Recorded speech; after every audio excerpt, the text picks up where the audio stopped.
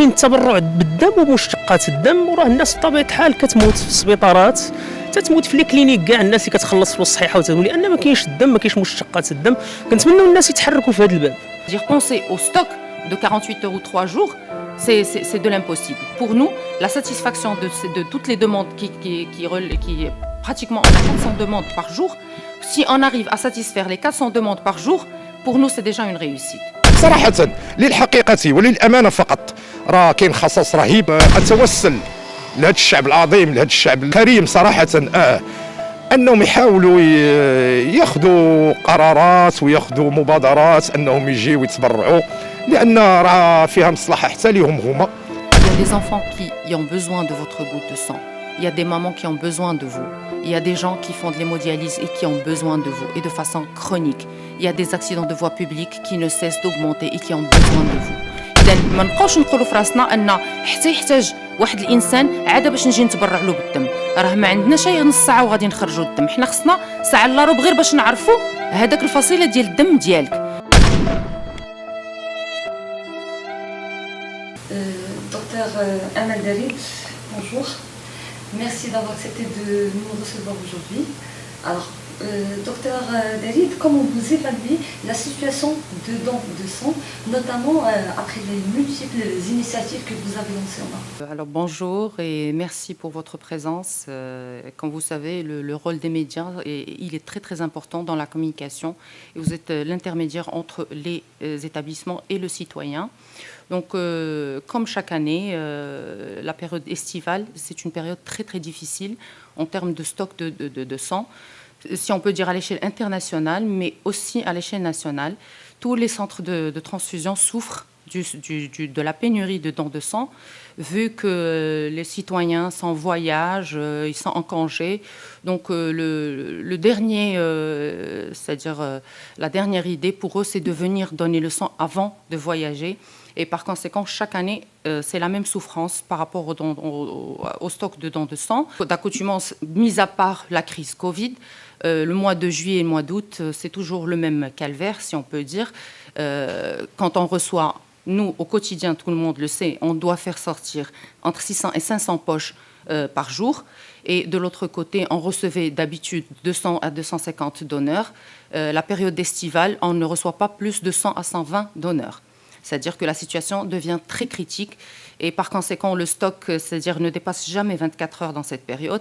On essaie un petit peu de jauger par notre expérience comment est-ce qu'on peut satisfaire toutes les demandes, ce qui est chose très très délicate par rapport à un grand centre comme celui de la région de Casastat, où il y a pratiquement, si on peut dire, 40% de la consommation nationale et elle sort de ce centre. Vu qu'on a le plus grand CHU, on a pratiquement plus de 600 établissements entre le privé, le public et le CHU, comme on a dit. Donc la consommation ne baisse pas, elle est là. Mais de l'autre côté, les entrées, ils commencent à souffrir dans cette période qui est très très délicate, comme on a dit. هذه ما يقرب من 2 و8 أشهر وحنا تنعانيو من هذا المشكل، بحيث أن الوليد كان في المستشفى ديال سرطان الدم في مراكش، ودرنا ليه ان ترونسفير لهنا للدار البيضاء. ومن بين الاشياء اللي اكتشفنا انه هو المشكل وطني ماشي مشكل جهوي. حتى لو ستاف الناس المسؤولين هنا في المراكز الجهويه تحقن الدم صراحه الله يكون في عونهم، كنشوفوا الاكراهات اللي كيعانيوها. حسب ما وصلنا اليوم كخبر انه دابا كنشوفوا مجموعه ديال المواطنين اللي كيتسناو، بينما الداخل كاين 10 ديال المتبرعين، وهنا راه كاين ما يفوق على 50 اللي كيتسناو انهم يستافدوا سواء من الدم او من الصفائح الدمويه، بمعنى ان كاين اكراهات خطيره، وهذا ناتج عن تقصير الوزاره الوصيه في عمليه التحسيس. احنا دابا دفعنا الطلب نهار الاربعاء باش ناخذوا 6 ديال لي بوشيت الوحدات ديال الصفائح الدمويه من صنف A نيجاتيف، ولحد الان اليوم دابا حنا الاثنين الوحده ونص هذه مازال ما توصلنا بوالو. صراحه للحقيقه وللامانه فقط راه كاين خصاص رهيب في التبرع بالدم. الكلمه اللي نقدر نقول للمواطنين هو انهم اتوسل لهذا الشعب العظيم، لهذا الشعب الكريم صراحه انهم يحاولوا ياخذوا قرارات وياخذوا مبادرات انهم يجيو يتبرعوا، لان راه فيها مصلحه حتى ليهم هما. Selon vous, dans quelle mesure la crise sanitaire a-t-elle impacté le don de sang? Alors, déjà, comme on a dit, il y a une souffrance en période estivale. Maintenant, avec la crise en 2019 et 2020, et cette année aussi, avec la recrudescence de la crise Covid actuelle, les gens ont de plus en plus peur de la contagion et par conséquent, ils ont déjà les idées qui trament dans leur tête du fait qu'ils vont être contaminés par d'autres maladies transmissibles par le sang. Maintenant, il y a aussi la transmission du Covid entre soit employés et donneurs, soit entre les donneurs. Mais la chose qu'il faut qu'on communique dessus, c'est que c'est-à-dire, j'essaye de transmettre aux citoyens le message qu'aucune transmission n'a été enregistrée jusqu'à présent, ni entre employés et donneurs, ni entre donneurs et donneurs, vu que toutes les mesures barrières sont prises à l'échelle du centre régional et même aux unités de modulaires fixes qui relèguent du centre aussi. Donc la désinfection, les bavettes, les gels hydroalcooliques et une désinfection qui passe toutes les 2 heures. Donc il n'y a aucun risque dans ce sens. Donc je redemande aux citoyens et j'implore leur générosité et leur cœur. Il y a des enfants qui ont 5 ans et 6 ans qui ont des maladies chroniques et qui ont besoin, ce n'est pas un besoin qui est saisonnier ou un besoin standard, c'est un besoin chronique. Ils ont besoin de ces poches de sang toutes les 2 semaines à 3 semaines. Il y a des gens qui font des hémodialyses et qui ont besoin aussi de ces poches de façon chronique. Mis à part les AVP qui augmentent en période estivale, ceci dit que le stock souffre d'un côté et les accidents de voie publique augmentent de l'autre côté. Par conséquent, la consommation augmente de l'autre côté. Donc, ça devient de plus en plus compliqué. Donc, c'est-à-dire que le message qu'on veut transmettre, c'est le citoyen, n'oubliez pas ces gens qui ont besoin d'un petit quart d'heure de votre vie et qui peut donner des années pour des gens qui ont besoin d'une petite goutte de sang. Et comme on a dit, peut-être que le Covid, il tue des gens, mais aussi la pénurie de sang, elle peut aussi impacter la vie des gens si on est dans la pénurie. J'ai envie de souligner une phrase que vous avez citée tout à l'heure, c'est que aucune contamination n'a été enregistrée à ce jour au niveau du centre. Vous confirmez ça? Oui, je confirme à 100% que durant l'année 2019, 2020 et cette année, toutes les mesures barrières sont prises au niveau du centre régional et aucune contamination n'a été enregistrée jusqu'au jour d'aujourd'hui. C'est-à-dire que même les donneurs qui viennent des fois sans bavette ou qui perdent leur bavette, on leur offre la bavette. On a constitué, si vous allez voir après, une sorte de barrière en plexi c'est-à-dire qui constitue une barrière en fait entre le professionnel de la santé et le donneur, de telle sorte parce que nous on a un circuit de donneurs sains. Et donc même par rapport à l'entrée du donneur, il y a la prise de la température, il y a c'est-à-dire un check-up ou une consultation gratuite, encore une fois je le dis, comme les analyses qui sont gratuites pour les donneurs. Donc le médecin il est apte pour donner l'éligibilité aux donneurs. Il y a une consultation pré-don où le médecin c'est-à-dire il prend toutes les mesures justement pour voir est-ce que le donneur souffre de quelques signes du Covid avant même qu'il lui donne cette éligibilité de donner ou ne pas donner le sang. معكم احد الاباء اللي كيتردوا على مركز التحقن بشكل مستمر. عندي الابن ديالي مصاب مرض فشل نخاع العظم. بالنسبه لمركز التحقن الدم عندنا مجموعه ديال الاكراهات اللي تنواجهوها بطبيعه الحال، اهمها الاثمنه المرتفعه للدم ومشتقاته. كاينه مساله اللي هي مرتبطه اساسا بالتواصل ما بين المركز وما بين المواطنين والمترددين على هذا المركز. مساله اخرى وهي المتعلقه بالتبرع، خاص بطبيعه الحال يكونوا حملات تحسيسيه، حملات توعويه يعني نشطوا فيها جمعيات المجتمع المدني والفاعلين في هذا المجال وفي هذا القطاع، المسؤولين بطبيعه الحال حتى هما ياخذوا حقهم في المسؤوليه. وراه الناس بطبيعه الحال كتموت في السبيطارات، تتموت في لي كلينيك، كاع الناس اللي كتخلص فلوس الصحيحه وتقول لان ما كاينش الدم، ما كاينش مشتقات الدم. كنتمنوا الناس يتحركوا في هذا الباب، وعلى ما تنسمعوا بان الناس بطبيعه الحال تيديروا حملات للتبرع وجمعيه المجتمع المدني ما تشاركش فيها بشكل فعال. كنتمناو يكون الاجتهاد اكثر في هذا الباب. De façon générale, campagne, les Marocains sont réticents vis-à-vis du don de sang. Selon vous, pourquoi?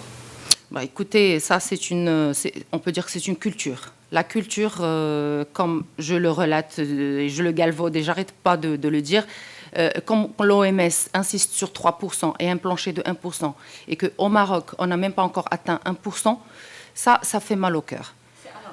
Alors que le Marocain, il est généreux de par sa nature. C'est-à-dire qu'il faut juste lui transmettre la bonne information. Il y a énormément d'idées qui trament dans leur tête et qui font qu'ils soient réticents à ce don de sang. Par exemple, qu'on vend le sang? Par exemple, ça c'est le plus grand problème, si on veut, qui un petit peu laisse le donneur ou le citoyen en général réticent au don de sang. C'est qu'il te dit, moi je viens donner gratuitement et vous vendez le sang. Donc on n'arrête pas de transmettre cette information que le sang ne se vend pas. D'ailleurs, la loi 03/94, elle est là et il y a tous les prix qui sont indiqués. Par exemple, moi, on parle des poches qui sortent de façon globale, standard. Les plaquettes, ils coûtent 298 dirhams et les CGR ou les globules rouges, 360 dirhams. Les ramédistes ne payent pas et le reste de la population, ils sont remboursés, les mutualistes, à 100%. Ceci dit que cette idée doit s'arrêter parce que nous, si on fait... On ne vend pas le sang, parce que ça, c'est une terminologie que je n'aime pas entendre. On ne vend jamais le sang à l'intérieur. Déjà, la triple poche, elle nous coûte, les analyses nous coûtent. Si, par exemple, si on s'amuse à prendre le sang du donneur et on le donne automatiquement sans séparer, sans faire d'analyse, et on demande aux citoyens d'aller faire subir cette poche des analyses, et ben, ça va lui coûter minimum 1500 dirhams. Nous, en tant que centre de transfusion, en tant que ministère de la Santé, on fait tout ça de façon, si on veut dire, les 2/3 sont supportés sur le budget de l'État. Maintenant, le 1/3 qui est représenté par les chiffres que je viens de vous donner ne représente que le 1/3 des analyses subies sur cette poche pour que la poche soit saine pour le récepteur. Donc, dans ce sens, le sang qui est à l'intérieur ne se vend pas. Cette idée, elle doit être combattue et bannie de façon, c'est-à-dire catégorique. D'ailleurs, quand on parle de la couverture sociale qui va, Inch'Allah, en 2025 être généralisée, il n'y aura plus ce problème. Maintenant, il y a d'autres idées à part vendre le sang. Les idées que si moi je viens de donner, vous allez me transmettre des maladies. Chose que, justement, il faut communiquer encore dessus, que actuellement, au centre de transfusion régional de la région de Casa-Stade, on a opté pour un pack de soins unitaire, comme la triple poche unitaire, unique, à usage unique et stérile. C'est-à-dire, le donneur, il arrive, on ouvre cette poche devant lui, on ouvre ce pack de soins devant lui, avec tous c'est-à-dire la gamme de soins qui est unique et à usage unique. Donc, il n'y a aucun risque dans ce sens. De transmission de maladies, il n'y a aucun risque. Quelles actions mettre en place pour remédier efficacement et surtout durablement à ce manque? Donc, comme j'ai dit, vous avez très bien choisi le mot. Comment remédier et durablement? Nous, en tant que centre régional, à nous seuls, on ne peut pas tout faire. Là, ça a besoin d'une volonté gouvernementale et c'est-à-dire main dans la main de tous les ministères. Ceci dit, ministère de l'Éducation, où il faut intégrer cette culture de don de sang dans le programme de l'éducation. Le ministère de la Santé, bien sûr. Le ministère des Habous aussi, pour donner cette prêche au niveau surtout par rapport au vendredi dans les mosquées. C'est-à-dire que, bon, il faut qu'il y ait une stratégie nationale dans ce sens. Il faut qu'il y ait une vision et une stratégie de communication réelle. C'est-à-dire même au niveau du ministère de la Communication, on ne voit pas de publicité, on ne voit pas de capsules de sensibilisation par rapport aux citoyens. Il y a un manque aujourd'hui de sensibilisation. Énorme, un manque énorme de sensibilisation, il y a un manque énorme de communication dans ce sens, surtout en matière de don de sang. Le citoyen, comme on a dit, il est généreux de par sa nature. Il faut juste... Il doit être sensibilisé et rassuré. D'abord sensibiliser. Et si on parle de sensibilisation, on en parlera dans les deux volets. D'abord, comment est-ce qu'on peut rationaliser la consommation, et de l'autre côté, comment on peut sensibiliser ce citoyen au don de sang. pour rationaliser la consommation, il faut aussi une stratégie de communication avec les professionnels de la santé, avec le prescripteur, avec le médecin qui prescrit cette Si vous avez besoin d'une seule poche, ne prescrivez qu'une seule poche. C'est ça le hic. Parce que chez nous, quand on est dans une crise comme celle qu'on vit aujourd'hui, la consommation, elle reste standard, elle reste constante. Et le don, il baisse. Donc, on a fait une stratégie dans les deux sens, où on a essayé un petit peu de communiquer, on a fait des réunions avec les patrons des cliniques pour essayer un petit peu de les sensibiliser et d'abord par rapport à leur programme d'opération, qu'ils fassent un petit peu les priorités des opérations urgentes avant les opérations qui peuvent être programmées. Et au lieu que l'on reçoive les demandes le jour, pour toutes les opérations qui sont programmées, au moins qu'ils nous facilitent un petit peu la tâche et qu'ils nous envoient les demandes 2 ou 3 jours à l'avance. Comme ça, on peut gérer le stock à notre façon et à notre manière, de telle sorte à ce qu'on puisse satisfaire toutes les demandes et de façon permanente, c'est-à-dire au quotidien. Faire sortir 500 à 600 poches par jour, ce n'est pas une chose facile. Et de l'autre côté, comme on a dit, c'est de sensibiliser le donneur. Et au moins pour que l'on puisse arriver, bon, on a une petite exception au niveau de la région de Casastat, on a dépassé le plancher de 1%, on est arrivé cette année à 1,45%. Bon, on a reculé un petit peu par rapport en 2020 par rapport à cette crise Covid. Normalement, on devait reculer de 20 à 25%, mais heureusement, avec ces stratégies de communication, on a essayé un petit peu de sensibiliser de plus en plus la société civile pour qu'ils nous donnent un petit peu le coup de main. On a reculé que de 7%, donc c'est déjà pour nous une réussite énorme de pouvoir satisfaire toutes les demandes au quotidien. C'est-à-dire penser au stock de 48 heures ou 3 jours, c'est de l'impossible. Pour nous, la satisfaction de toutes les demandes qui pratiquement, on a 400 demandes par jour. Si on arrive à satisfaire les 400 demandes par jour, pour nous, c'est déjà une réussite. Donc, du coup, au moins que le citoyen, pour qu'il puisse être sensibilisé, il faut qu'on communique plus.